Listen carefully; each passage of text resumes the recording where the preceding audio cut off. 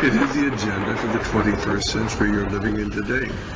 For a brave new world where everything that you cherished and held true will no longer exist.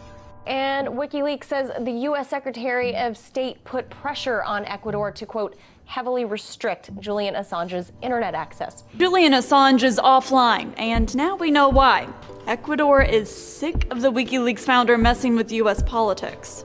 The Ecuadorian government says it shut off Assange's internet access out of respect for the U.S. electoral process. WikiLeaks initially claimed U.S. Secretary of State John Kerry pressured Ecuador into cutting Assange off.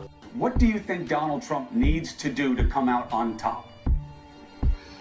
Well, on the character issue, the public, 2/3 or more of the public knows that Hillary Clinton's a liar.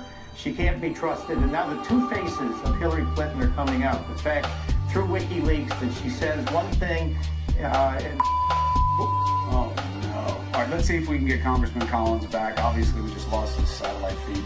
That sucks.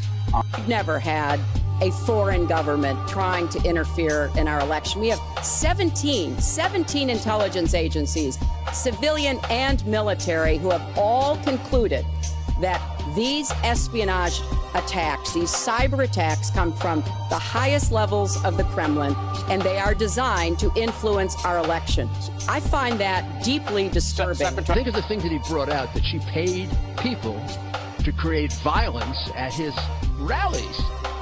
And then she had the gall, I think she must have forgotten about it, to accuse him of having violent rallies. And he came right back at her and he said, well, you paid for it. You paid for them.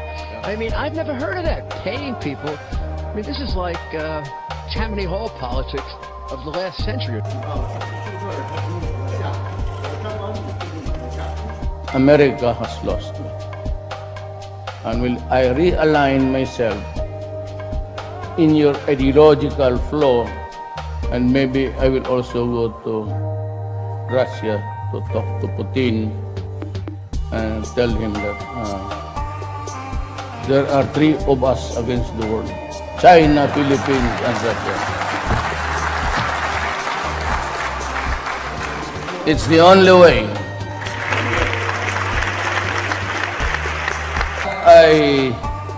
In this venue, Your Honors, in this venue, I announce my separation from the United States. We at the Clinton Foundation spend 90% of all the money that is donated on behalf of programs of people around the world. And if you love black people, why are you destroying Haiti? Why did you, Mr. Clinton, stop them from the rice that they were producing in Haiti to feed themselves? In this environment, the most important thing all the rest of us can do is give even small amounts of cash for food, medicine, water, and shelter. You've got like the head of the Senate saying that the Clintons tried to bribe him. You've got local leaders saying how the Clintons do nothing, how they just collect all the money. And it just brings home, these people are damn evil. Young boy here with a severe injury. We're his only way out of here. And we're about to put him on our plane. The UN helicopter taking off is empty because they don't do evac. This is what's so frustrating here. No government help. That will bring in some food, but they won't do anything interesting, like help an individual. So we're getting him out of here, and an old man on a stretcher with a spinal cord injury. And America needs to know what's going on here. This is an absolute disaster. And Obama sent in 6 or 7 helicopters. They're all going home in a few days. And people are starving. They have no water. It's injuries. This person was injured in a hurricane, which was 7 or 8 days ago. And we're just now getting him to a hospital. So anybody that cares about this, cares about the Haitian people, you need to call your congressman. You need to call your media, because this is a completely ignored story. 1 million people on this peninsula in western Haiti without water, without food, without medical care. And very, very little is being done by the international community and by the American government. And so I saw only 4 stories in the entire media yesterday on the Haitian program. There's 1 million people in distress. This is important. So you've got the Clinton Foundation here, but guess where they're at? In Port-au-Prince, wheeling and dealing at the Marriott, you know, trying to put money in their own pockets. Meanwhile, you got people here with their legs snapped, fractured backs, trying to get help, trying to get out of here, trying to seek the medical attention they deserve and they should have. And these people are more concerned with putting money in their own pockets and benefiting their lives and their families later on down the road. When you have people here. This guy's an EMT, and he's been doing this for quite a while. How much Clinton fund money have you seen actually put into the hands of Haitians? Absolutely none right now, because we've been here since what? Last Wednesday? Yep. We haven't seen nothing yet. And most of the Haitians consider Hillary Clinton a thief. Would that be an accurate description? I would say yes. Yeah. 'Cause that's what they. I mean, it's been going on for quite a while. So January 2010. Yep. Yeah. And before that. So this is it. They're already digging their fingers in Haiti before it happened, and then when that catastrophic event took place, they seized it, jumped in here, and then took a hold of that natural disaster and then used it as a way to benefit themselves, and that's what they always do. And we have absolute proof that the Clintons have put nothing into Haiti other than getting a gold mine for Hillary's brother and their rich friends. I don't see major organizations down here. I don't see major organizations out in that area. We're the only ones out there. Hero is literally the only one out there in Danbury doing this work. And Danbury is one of the most affected areas where the hurricane went through and devastated the entire town.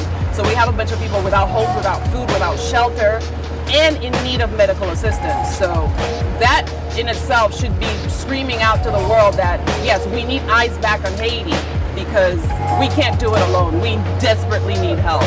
You know, what's amazing, aside from some small-scale U.S. military aid and some other Christian organizations, you know, I mean, yesterday I looked around and I thought, I wonder where the religion of peace is at. You know what? Why aren't these guys down here helping out?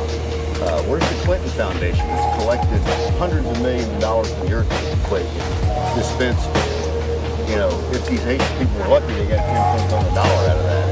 You know, there's just, and I think the large part of it is really the blame on the media. The media hasn't covered the story. I mean, this country is devastated.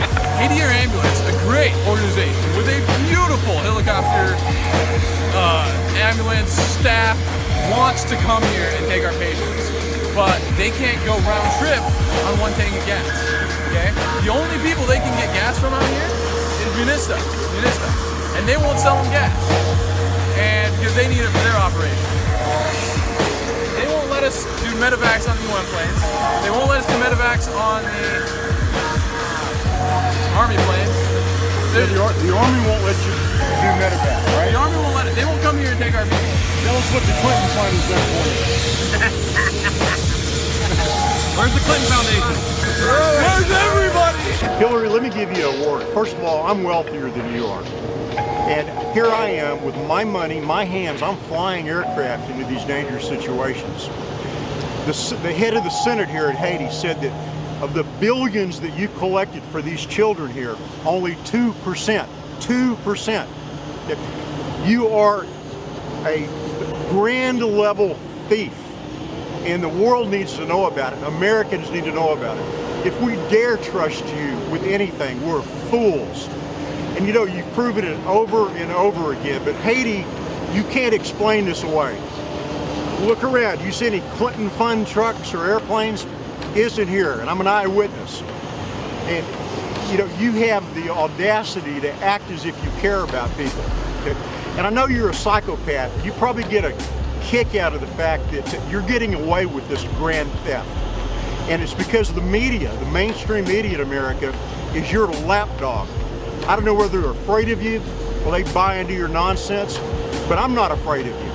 I'm going to challenge you everywhere I can, and I'm asking the hundreds of thousands of people who are watching this to get involved, get the word out, get this viral. Hillary Clinton is, with what you've done in selling state secrets, selling uranium to our so-called enemy, picking a fight with Russia, taking us to the verge of World War III. Media doesn't tell us about it. You are the most wicked person on this planet. And every time I put a food in the mouth of these children, I think of what a creepy witch you are. Okay? So damn you. Okay? This is what you should be doing, but you don't even understand. You're a psychopath who gets power off of getting away with this. And I understand that. You don't care what I'm saying. To American people that are going to go vote, especially the black Americans. These are black people here that I'm taking care of. The black Americans need to realize that you use them for their vote and then you throw them away. You keep America like Detroit impoverished because you have power and control over black Americans. Shame on you. They're waking up. I'm not a great Trump fan, but he's not bought and paid by the elites, not bought and paid by the shadow government. Hillary, we're onto you, and we have time to wake the American people up and get you out of our lives once and for all, you miserable wretch. UN has warned that millions of people could be displaced as the Iraqi military offensive to retake Mosul from the Islamic State continues. The UN released figures stating that 200,000 people are expected to be displaced in the first several weeks of the operation. 3 days into the assault to reclaim Mosul from Islamic State, people are fleeing the fighting in their thousands. Some were able to find transport, those who couldn't travelled on foot. These displaced people were met by Iraqi soldiers near Kayara, about 15 kilometers from Mosul. Heavy artillery fire and house-to-house searches, fighting an estimated 5,000 to 8,000 ISIL militants. Joint operations to retake Mosul continue. The U.S. military reports destroying ISIL artillery and mortar systems, rocket and fighting positions, and supply caches. Iraqi and Kurdish Peshmerga forces say a total of 20 villages have been captured from ISIL militants east, south, and southeast of Mosul. The offensive on Mosul is now in its third day, but Islamic State claims the city it's occupied for more than 2 years is still very much under its control. The militant group released video overnight purporting to show its soldiers patrolling peaceful city streets inside Mosul. Islamic State claims a force of 6,000 fighters here, at the ready to defend its last Iraqi bastion against the coalition assault. One fighter says God promised them hardships, but also ultimate victory. Czech police video shows the moment of the arrest, a Russian national detained in a restaurant at a hotel in central Prague, allegedly for cyber attacks on targets in the U.S. Czech police say they arrested the man on October 5th with help from the FBI. They've identified him only as 28-year-old Yevgeny N. They've not released his full last name or any details about his alleged crimes. The U.S. government earlier this month did formally accuse Russia of a cyber campaign against the Democratic Party ahead of the November 8 presidential election.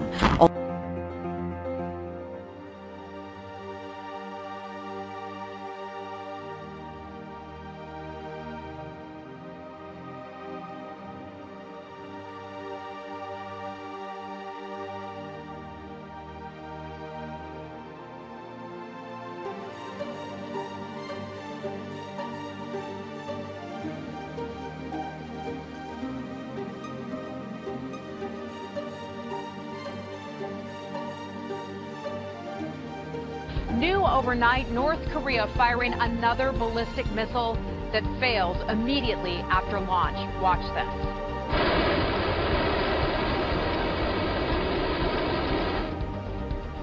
This is that country's second failed missile launch in just a week. Development which U.S. Secretary of State John Kerry said on Wednesday has led to a, quote, pivotal moment on the Korean peninsula. Kerry announced the U.S. would move quickly to deploy an anti-missile defense system known as THAAD to South Korea, quote, as soon as possible. Nearby China has expressed its opposition to the deployment and has urged for a diplomatic solution. Now, all of this comes just 1 month after the DPRK conducted its most powerful nuclear test to date, despite the threat of increased sanctions and international isolation. In Washington, the American Defense Secretary said the U.S. commitment to defending South Korea was unwavering and included, quote, extended deterrence, guaranteed by the full spectrum of U.S. defense capabilities. Make no mistake, any attack on America or our allies will not only be defeated, but also any use of nuclear weapons will be met with an overwhelming and effective response. 16 people were rushed to hospital over the weekend amid fears they all overdosed on the so-called zombie drug. All patients were severely hallucinating, doing abnormal things. 2 people had been put in induced comas. In the last 24 hours, this is the largest cohort of similar drug overdose incidents that I've seen in the 24 years I've been working on the Gold Coast. Toxicology tests have been conducted on the victims, but all 16 cases lead back to Surfers Paradise, the party hub of the Gold Coast. In just a few weeks, more than 30,000 students are set to converge on the Glitter Strip for schoolies. Now, local flood control authorities are saying that Typhoon Haima is highly likely to land in the South China's Guangdong province. Waves of up to 6 metres are forecast in the waters off Guangdong on Friday. Torrential rain in the Pearl River Delta and eastern part of the province are expected on Friday and on Saturday. Authorities also say the typhoon will wreak havoc and cause grave losses.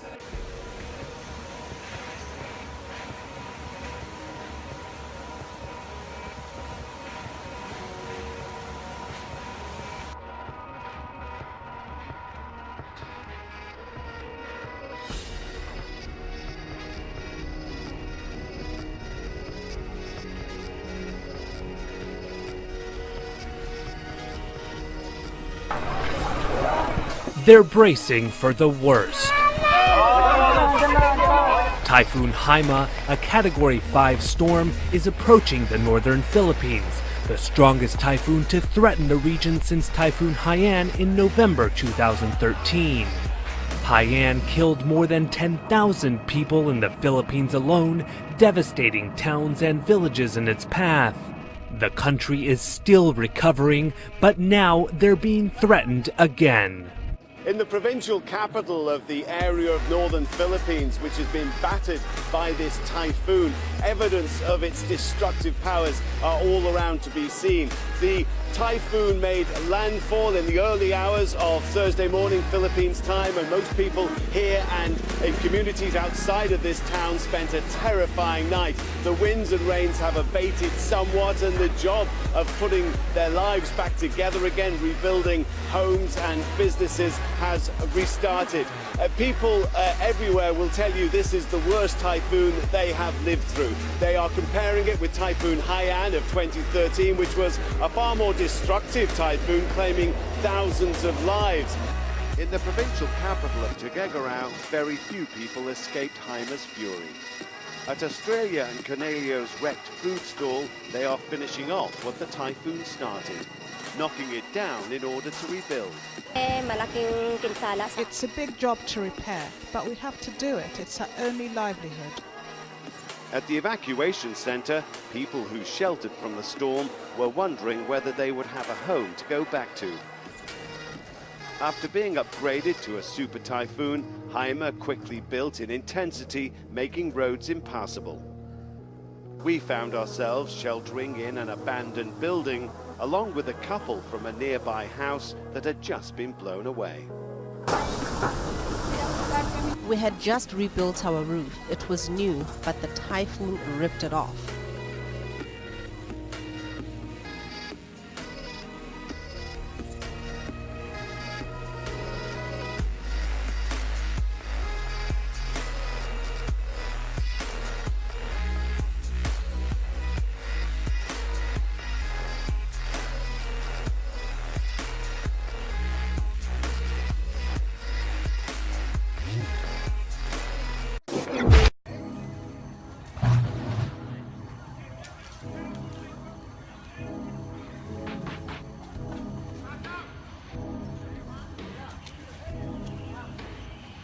Huge gas explosion reported in Portland, Oregon.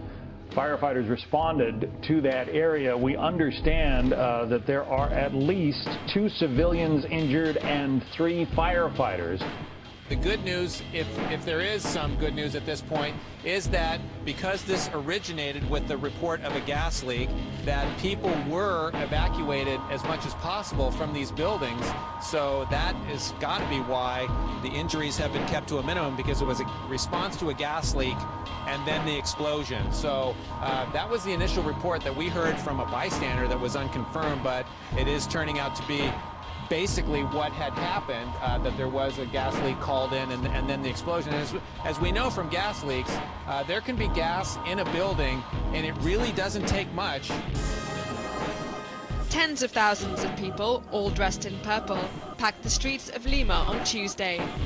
The Catholic worshippers were venerating a historic religious image known as the Lord of the Miracles.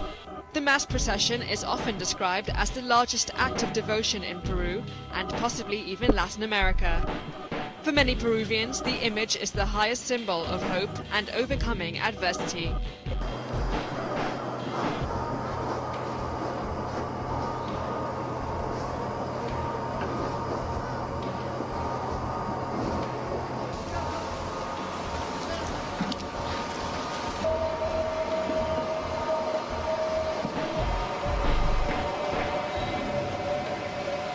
The government is very clear that the vote on the 23rd of June was a vote to ensure that we had control of movement of people from the EU into the UK, but also we want to see the best possible access for businesses for trading in goods and services with and operating within that European market. That is what the government will be aiming for, and we will be ambitious in that.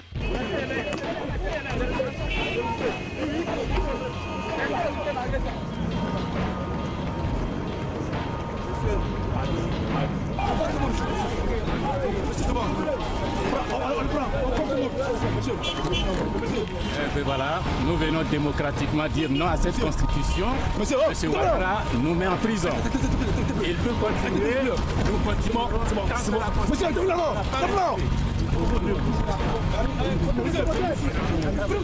Monsieur, montez. Vous voulez casser ma main. C'est bon. Allez,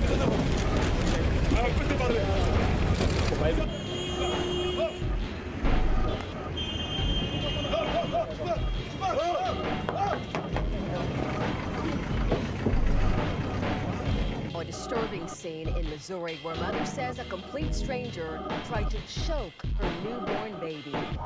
China again calling on Japan to face up to the aggressions of its imperial past. Beijing protested as dozens of Japanese members of parliament visited a Tokyo shrine. It's viewed by many as a symbol of Japanese militarism. China's stance on the Yasukuni shrine is clear and also consistent. We hope Japanese political figures can adhere to correct historical views and do more to realize reconciliation and increase mutual trust with neighboring Asian countries. Ohio doesn't have a law requiring the schools to do this. The principal told me it happened mainly because students wanted it. The sign shows a man, a woman, and a handicapped person and says gender neutral. Inside, it's a typical single-stall private bathroom. This is one of 3 now at Walnut Hills High School.